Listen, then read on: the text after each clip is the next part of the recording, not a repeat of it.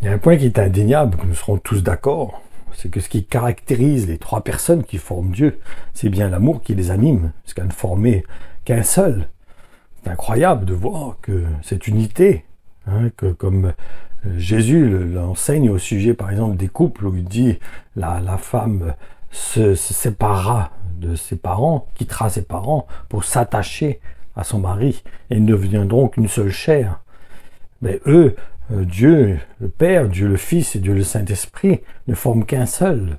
Ils ont cette unité parfaite. Et la preuve de leur caractère, de cette caractéristique qui les emmène à reconnaître qu'ils sont amour, c'est ma vie. Ma vie en témoigne. J'en suis la preuve. Ma vie a été transformée par son amour. Et de plus, il est évident que ce n'est pas un amour comme celui que nous pouvons manifester. En effet, nous pourrions mettre toute notre énergie pour aimer, nous n'arriverons jamais à sa cheville. Et nous pouvons constater que Dieu a toujours aimé sa création. Et même s'il a créé les temps de feu, à l'origine, c'était pour le diable et ses démons et non pour sa création.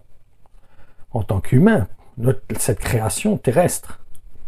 Parce qu'il ne faut pas oublier que le diable et ses démons sont aussi sa création. Mais malheureusement, il est évident que cette chanson qui exprime que tout le monde ira au paradis, vous avez déjà dû entendre cette chanson, est une illusion. En effet, nous pouvons constater au travers des divers avertissements qui nous ont été transmis par Jésus-Christ que beaucoup d'hommes et de femmes expérimenteront la deuxième mort, qui est l'enfer. Car même si l'apôtre Jean nous dit dans Jean 3, 17, Dieu en effet n'a pas envoyé son Fils dans le monde pour qu'il juge le monde, mais pour que le monde soit sauvé par lui.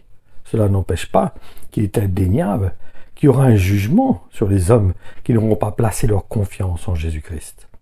Et cela parce qu'ils auront refusé la grâce qui s'est présentée à eux dans la personne de Jésus, le Christ, venu en chair.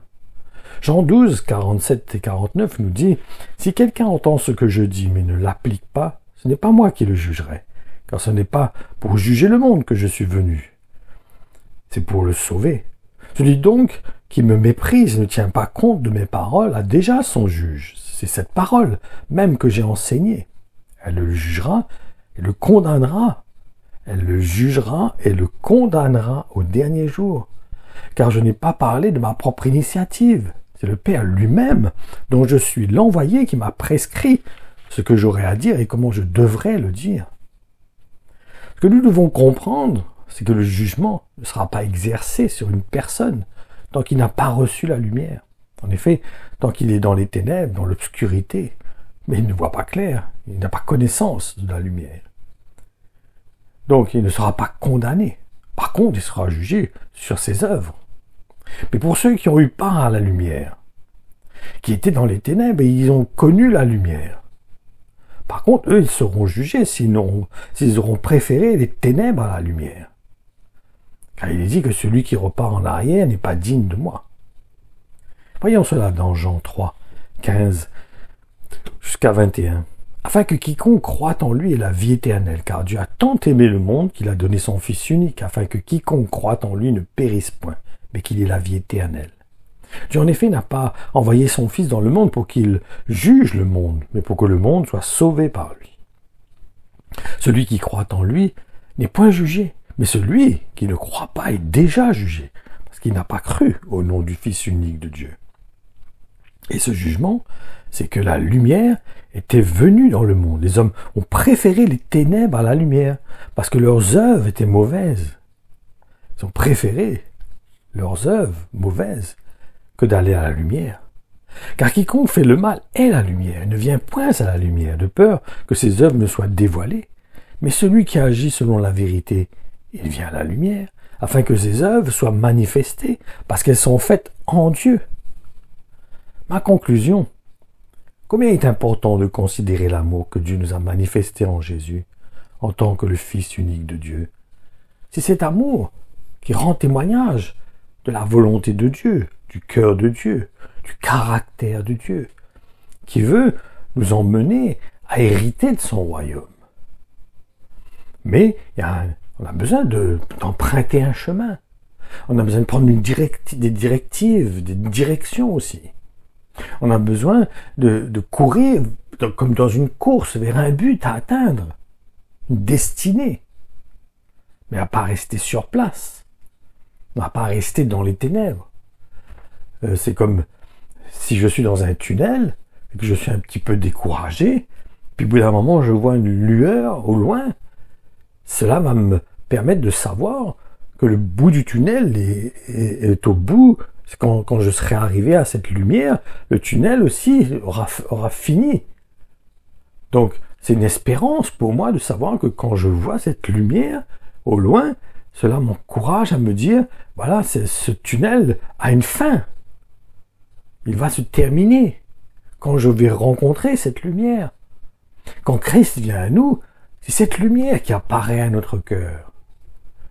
Elle me montre qu'il y a une espérance, qu'il y a une autre vie, il y a quelque chose d'autre. Il y a un autre chemin à prendre. Il y a un autre mode de vie à prendre.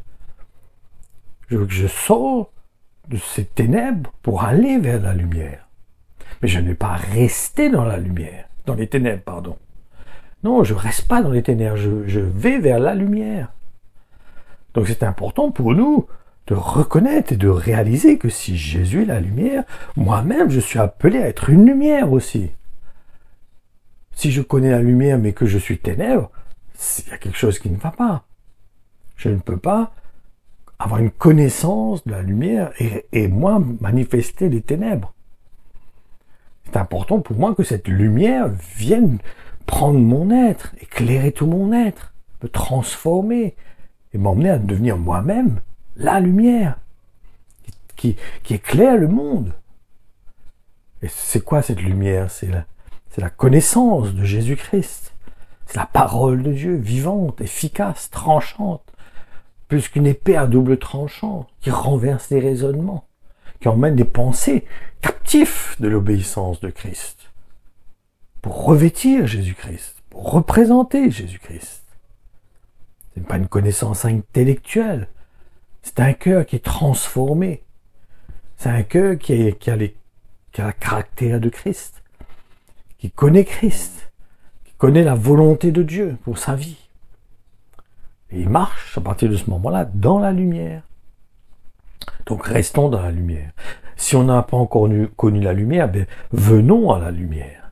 Ne restons pas dans les ténèbres.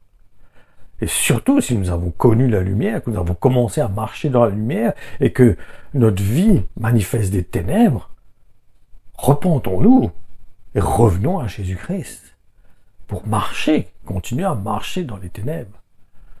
Que la lumière éclaire notre sentier, sa lumière éclaire le sentier dans lequel nous avons emprunté.